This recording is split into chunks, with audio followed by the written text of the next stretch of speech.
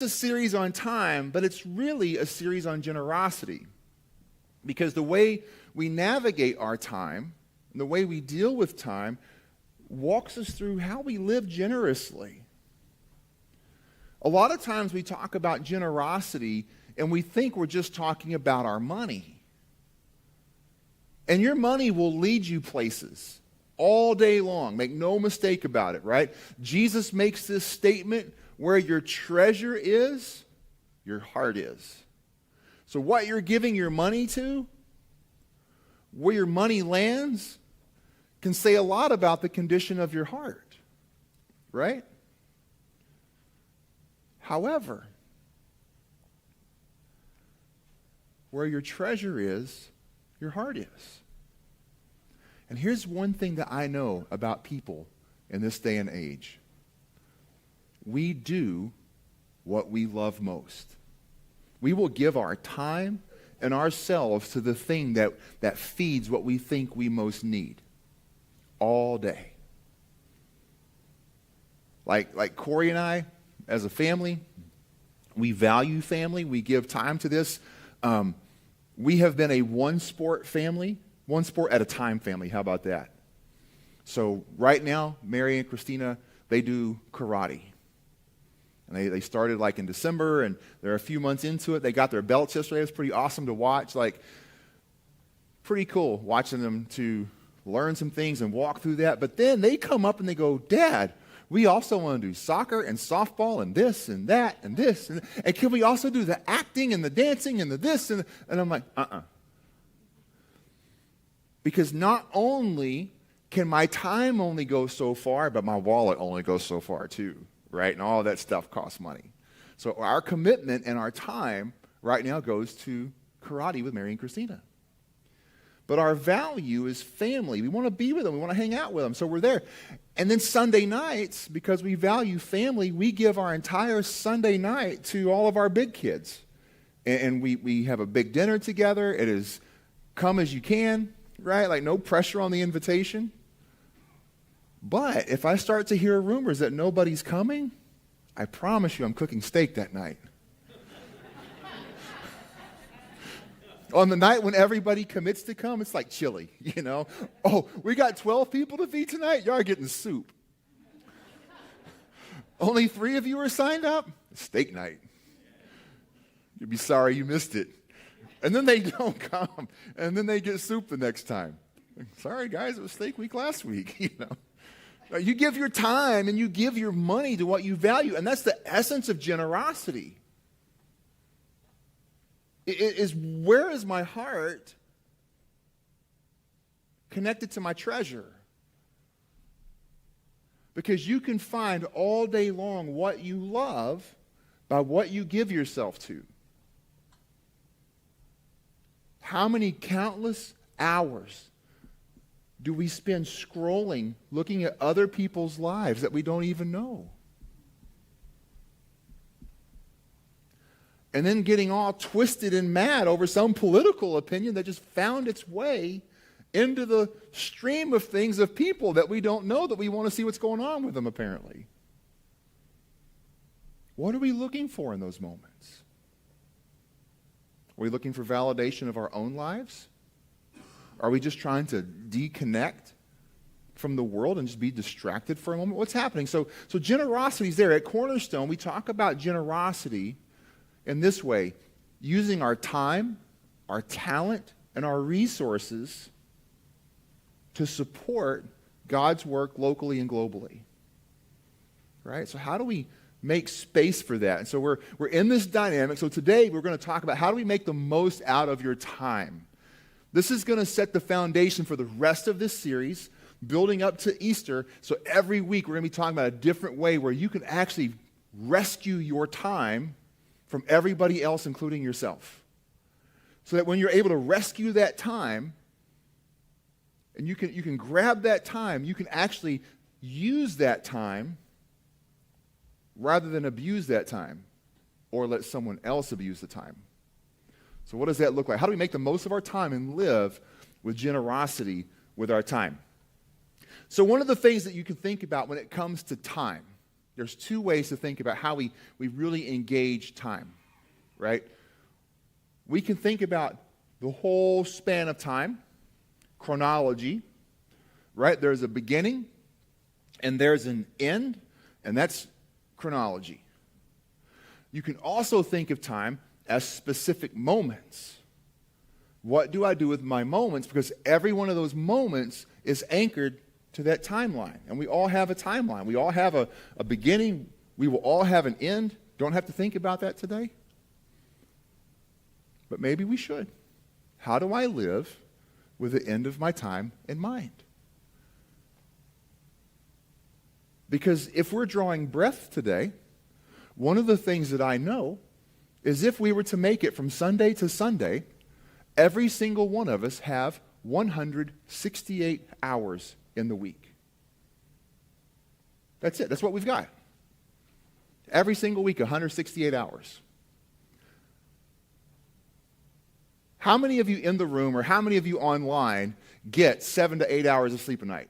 Let's see. Show of hands. You can chat in if you want to. How many of you get less than 7 hours of sleep a night? Less than 5. What are you doing awake? Less than 4. Less than 4? When I was going through my last year of seminary, that's Bible school, I worked at UPS. I worked as a PE teacher. I worked as a youth pastor, all at the same, not all at the same time, but in the same schedule. I had 4 children, 5 and under, 4 and under. I was married, and I went to school full time. My average sleep was 2.5 hours for a year. But it was just a year. And here's the thing about sleep. Once you lose it, you can't get it back. You can't make up for the sleep you lost. You can only be rested for what's to come. That's like a biological function.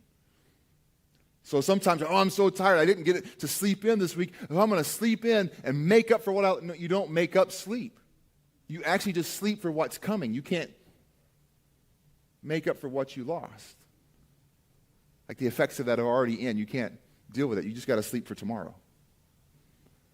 But we have 168 hours.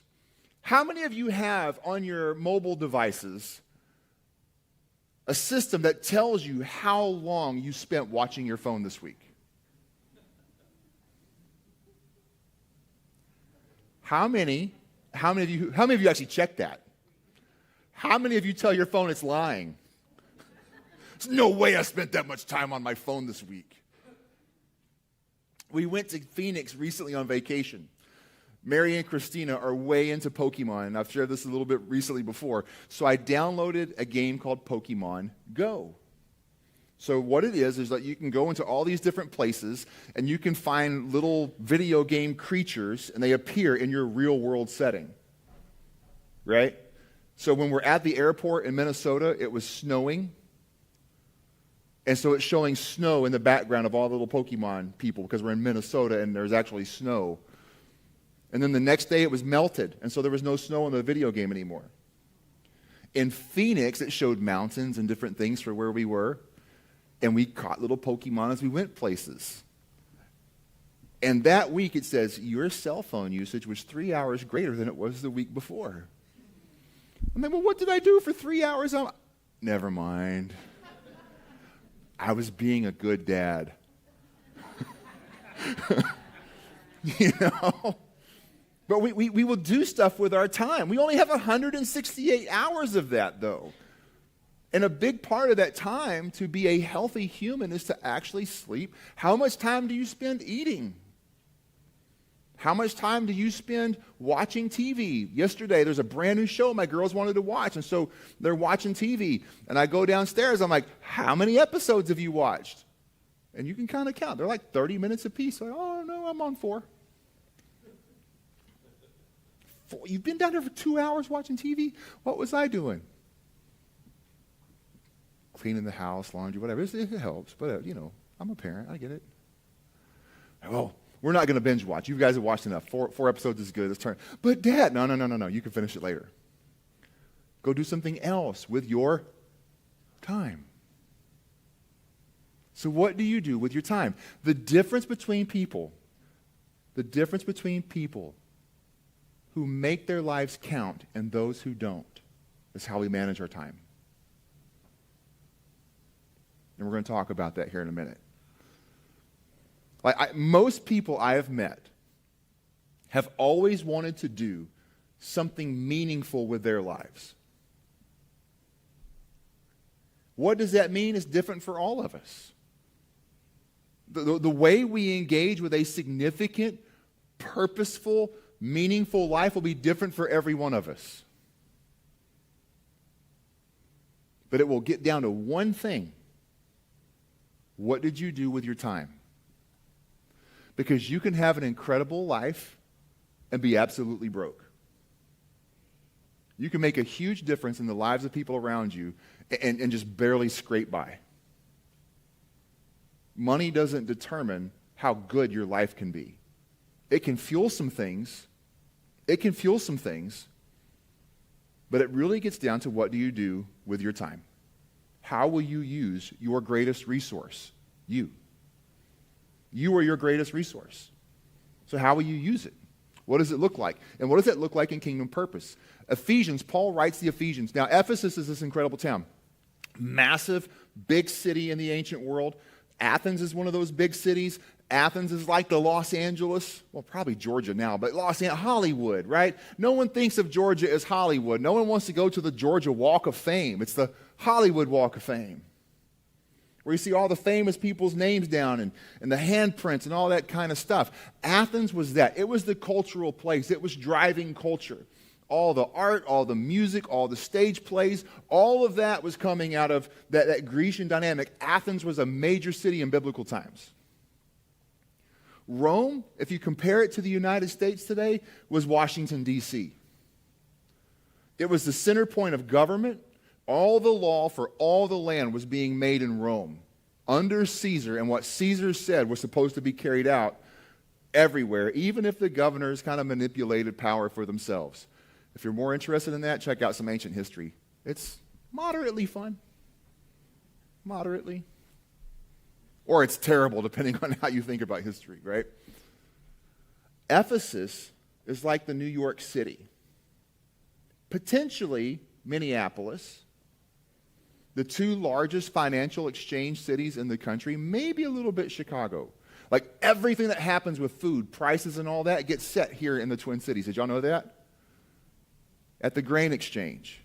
They tell you how much chicken's supposed to cost, how much corn's supposed to cost, how much wheat's supposed to cost. Like Minneapolis, when it comes to agriculture and it comes to food, those prices are set at the grain exchange here in town.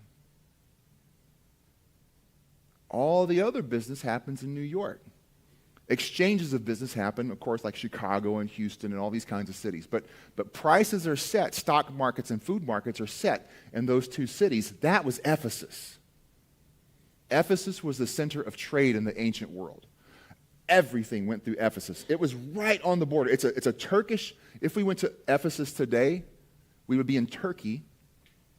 It was on the border of what we know as Europe today and what we would call Asia Minor back then. But it was the gateway to Asia, to the Middle East, to Africa, to Europe. And all of these ideas and all of this financial and economic exchange would converge in Ephesus. Most of the New Testament is written to Ephesus. John's Gospels, letters in Revelation, the book of Ephesians, book of Colossians, all the letters to Timothy, 1st, 2nd, and 3rd John, all being aimed in that central dynamic of Ephesus. It's a major, major city during biblical times. And Paul wrote that church. He personally, in the book of Acts, spent more time there than any other city that he would go to and start churches. It had major influence. And Paul wrote them. And he said, make the best use of your time because the days are evil. Some translations will read it to redeem the time. because the days are evil. So how do we do that, right? Redeeming the time is all about living differently from the way of the world, considering the life Jesus invites us to experience. We have 168 hours. How do we live in such a way that we can experience the life Jesus has promised us? How we anchor our time into Him will make all the difference. So we come to this kind of space, like whole life management is the key aspect of generosity. Remember, time, talent, resources. Resources can be our stuff. It can be our money. Our talent, well, you have gifts, skills, and passions. Every one of us experiences. How can I take those things and be generous with what I've learned in the world or what I am passionate about in the world, where I'm gifted? How can I use that stuff to benefit someone else for the sake of Jesus and them coming to know Him? And then there's time. And that's where we are for the next 4 weeks. So the generous life, and this is what I love about it, the generous life is free to experience the good life. But this is where you have to define it.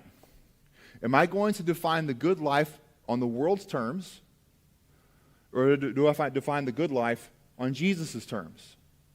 Because whoever defines the terms is going to control my time. If I let the world determine what the good life is, I'm going to live in pursuit of something. And listen to this, that time corrupts. If I pursue the good life as the way the world describes it, I'm going to pursue a life where moths can come in and destroy, where rust can come in and break, and where thieves can come in and steal. If my treasure, if my definition of the good life is set in such a way that the world defines what the good life is, I'm giving my life to things that will fade, break, and corrupt. Jesus says that when He talks about treasure in one's heart. So He tells us to put our treasure in heaven. So how do we live in light of that? Because Jesus does define an incredibly good life. And He invites us to that life and invites us to pursue that with Him. So being generous, though, with our time, it is a learned habit. So if we've only got 168 hours and we got to figure out who's going to define what the good life means, what we're going to give ourselves to, we have to learn some things. The word for following Jesus in the Gospels is disciple. We get our word discipline from it. At its core, it means someone who learns. So to be a disciple of Jesus with my time, I have to learn from Him, one, what the good life is, how does He define it? Two, what's the worthy investment of it? And then three, how to actually live it out. So we're going to talk about some of those things. The Psalm tells us to teach us, God, to number our days carefully so that we may develop wisdom in our hearts. Like this dynamic of time, it's learned. It just doesn't come naturally. Like I struggle. Like we've talked about some of Jeremy's mental tensions, right? Like I fight depression and all these kind of things. One of the things that I also fight, I am diagnosed ADHD. I was diagnosed as an adult. Spent my whole life, did okay in school because I can take tests and write papers. I was bad in the classroom. Like when I went to school, some of you kids don't know what we're talking about. They had this thing called corporal punishment. Corporal means they do things to your body to make you behave better. Mine typically was in the shape of a giant paddle. And there was Mr. Green, my 5th grade teacher. And he had a chalkboard. And if you got your name on the chalkboard, you weren't done yet. You still had a chance. But if you got 3 marks next to your name, you and Mr. Green had business to take care of in the shape of a giant wood paddle and your backside. I would have 3 marks before our first restroom break. So we started school at 8 o'clock in the morning. First restroom break was at 9:30. Everybody would go inside from restroom break. Mr. Green and I would handle business out in the hallway. 2 hands on the wall. This is how it went. I would have 3 more marks by lunchtime, and he would erase them. Once you did business, he was good, and he would erase your name and all the marks. By lunchtime, 4 more marks. Before I got to eat lunch, while all the other kids were in line, Mr. Green and I did business in the hallway. We would get back from recess. Final restroom break of the day, guess who's got 4 more marks next to their name? I remember finally telling my mom and my grandmother about this. I was probably 20-something years old when I told them about this with Mr. Green. Well, if I had known that your teacher was whipping you at school, stop it. I needed it. Not everybody needed it. I needed it, okay? The day I got baptized, Mr. Green came up to me. He went to the church I got baptized in as a senior in high school. And he looked at me. He says, I have prayed for you every day since the beginning of 5th grade. I haven't stopped praying for this moment. He was crying. He was an amazing, amazing man. I love Mr. Green. He taught me how to control some of those impulses eventually. But how do we live a life that's managed with wisdom? To make the most of your time, you have to assume responsibility for your time. This is more than just time management here. This is a spiritual discipline. We're not in a time management class right now. This isn't your business class. This is a spiritual discipline because there is a world that is wanting you and me to live this good life and show them what it can be. Witnesses of the kingdom of God and to Jesus. So how do we do this, right? This means, and this is where some of you are going to put your toes under the chair, okay? This means stop complaining. Stop complaining about how much you've got to get done and how much you're not getting done. We can complain all day long. And yet Paul, to those same Ephesians, tells us to do everything without complaint. Why would he say that? Doesn't he know how hard life is? So how do we live this kind of life? Because your choices control your calendar a lot more than your circumstances do. You're going to go through stuff, and some of you are right now going through stuff you never invited to enter your life.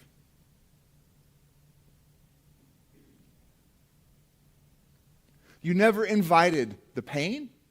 You never invited the health condition. You never invited the relational deterioration. You never invited whatever it is. There are things that you're going through right now that you didn't invite into your life. And the gospel tells you that you are more than your circumstances. Because your circumstances don't have the final say over your life. Unless I let them. I can take a step back. I can look at the world around me. I can figure out, I've had this conversation with several people over the last, a good month now. What's the lesson I'm supposed to learn in this?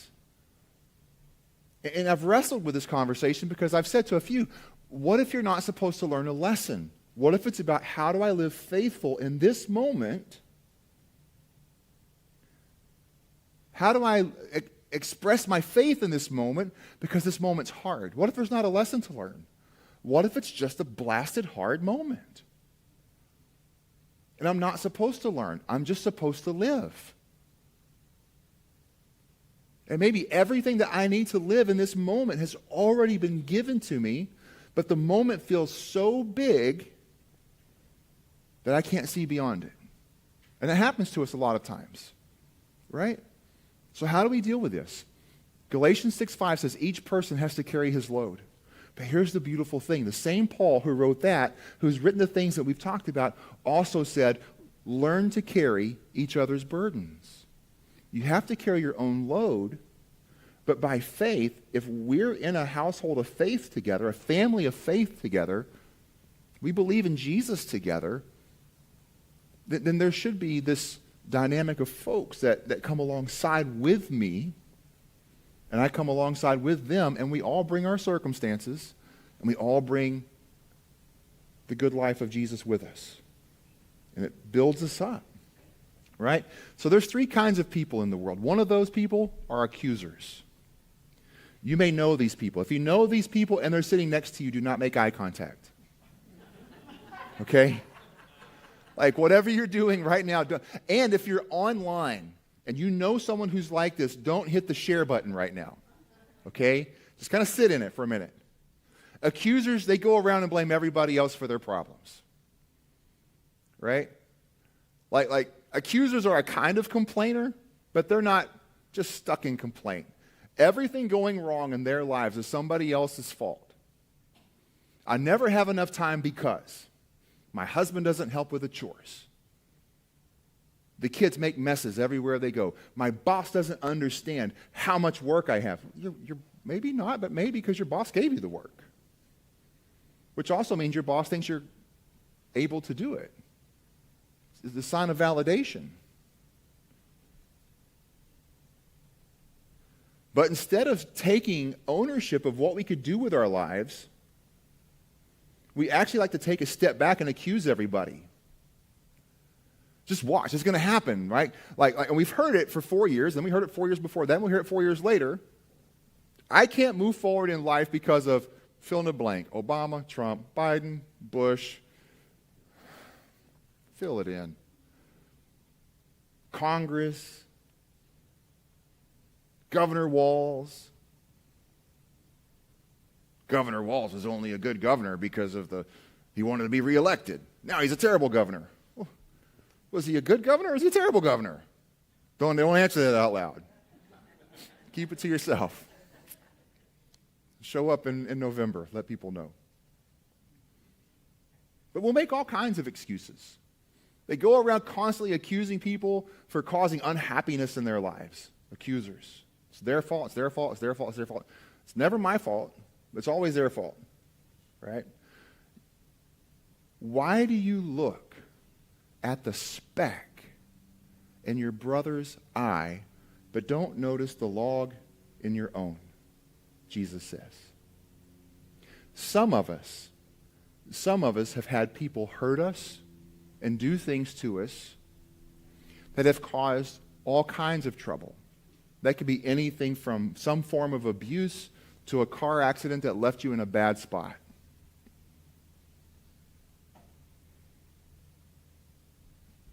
There's real places for real hurt. And there's also real help for real hurt. And not just help, but also healing. So how do we enter into those places?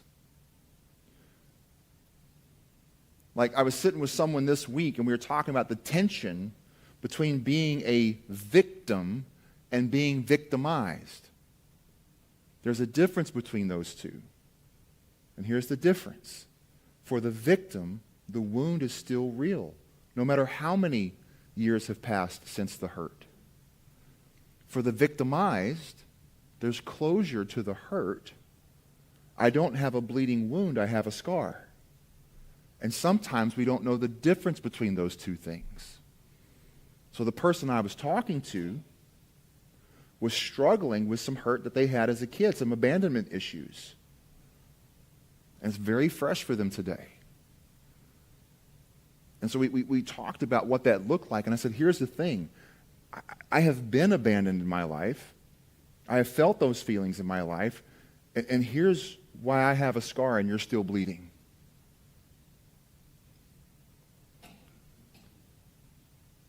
And I said, now here's what we have to do. Rather than look at everything else, we got to deal with what's right here. Right? Sometimes dealing with the log could be completely different than what the other person's doing. But because of what's happened in my life, there's this thing that's telling me and directing everything about me.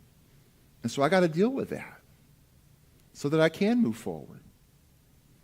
And it may not even be an apples-to-apples comparison with the person you're mad at. But because of this, you can't help but react a certain way. So how do we live into this differently, right? Excusers.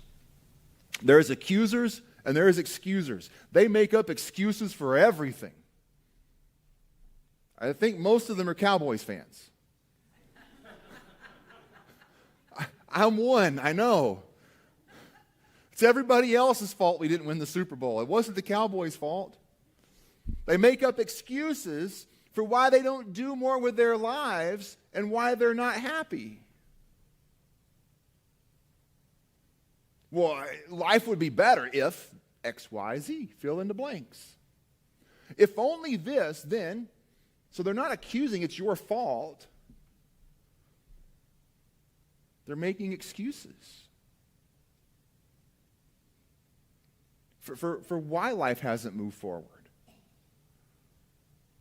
And sometimes the biggest thing we fight goes back to what we said at the very beginning.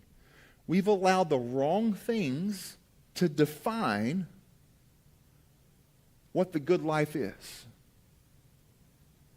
And when I don't achieve those things of what everybody else has said the good life is, then I have to figure out what I do with that because I don't want to be a failure in life. When I allow Jesus to define what the good life is, Jesus says that he fills us with everything that we need to accomplish that life. And then you know what we'll preach from these very moments and these very spaces? None of us can get there. We're going to struggle our whole lives. Without Jesus, life is terrible, and life will be terrible, so have Jesus and be less terrible.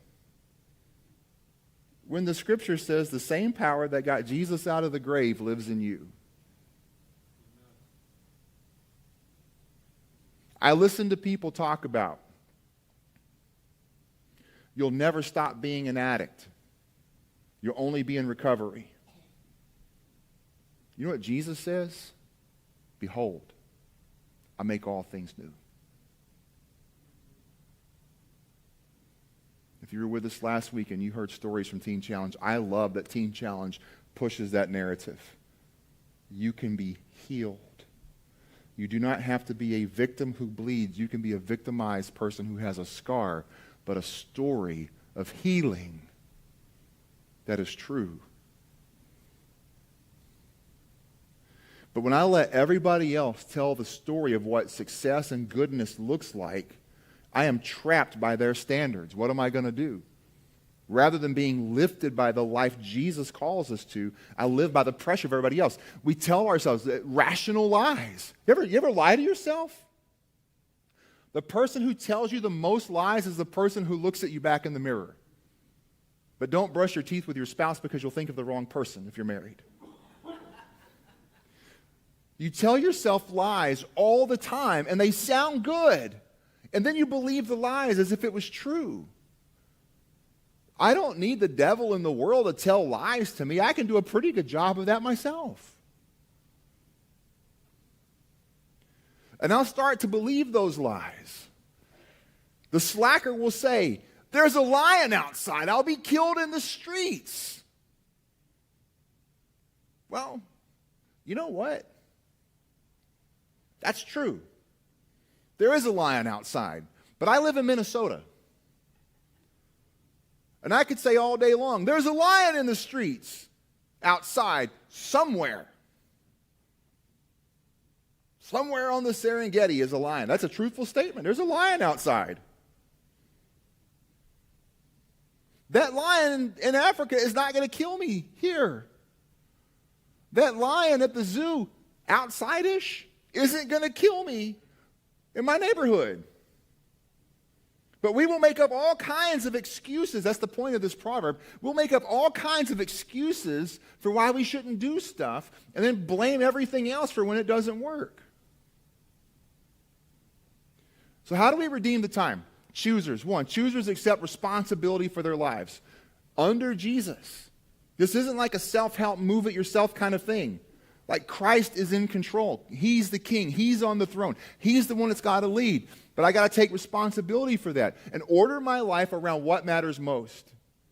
And if what matters most is all the gold shiny things and all the whatever Joneses have, keeping up with them, then my life is going to be misordered the whole time, which means my time, my talent, my resources, everything will be misordered.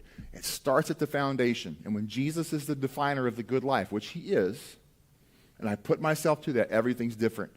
I create intentional margin with my time. Next week, we're going to talk about making space for the pace. How do we create margin for what matters most? But we give margin for things. I can't book it top to bottom all day, every day. How do I create space for the pace? We'll talk about that next week. In 2 weeks, we don't wait for the ideal circumstances. We'll talk about this coming up. How do I prioritize what matters most? I can wait for it to be a perfect environment, or I can order my world, even though the setting's imperfect, and still honor God through it. So how do we do that? Don't wait for ideal circumstances. All of a sudden, I've lost control. Do I have another one? No, we got a song. Is that the last slide? Oh, they all didn't load. Okay. That's fine. And now we're done. That's where we get in trouble, and I'm already 4 minutes over. So you get into these spaces, and here's the journey we're going to take for the next few weeks, right? None of us live in a perfect world. None of us. Because of the brokenness of sin over all of creation, we will never have ideal circumstances until Jesus returns. None of us. Yet, for everything that you go through, all the pain, all the struggle, all the hurt, all the whatever, there is hope. There is healing. And here's what I used to never believe when I was younger. There's opportunity. Because I was so blinded by my hurt and so angry about life. I never believed there was an opportunity for anything more. And Jesus changes it all. Everything under heaven and earth, including time, is under his feet. And he's never been moved from the throne. He tells us what it means to live the good life. He invites us to experience it. And here's the thing. He says it is available and accessible. And at the end of the day, we have to determine if we're going to believe the lies about everything else and become excusers, or become choosers who choose to order our lives under Jesus and redeem the time and make the most out of life. But he makes all the difference. And it begins by saying yes to him even right now. Yes, Jesus, you can have my life.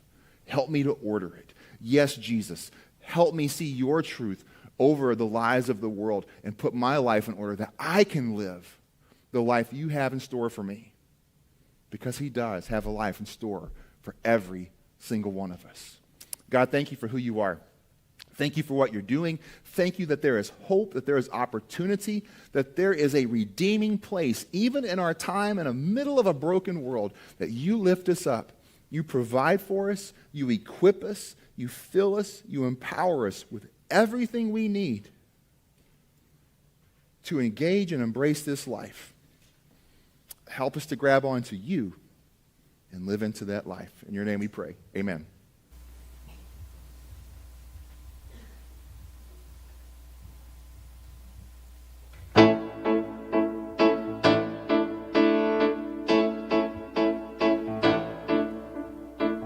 Roll out of bed, grab my cup of coffee.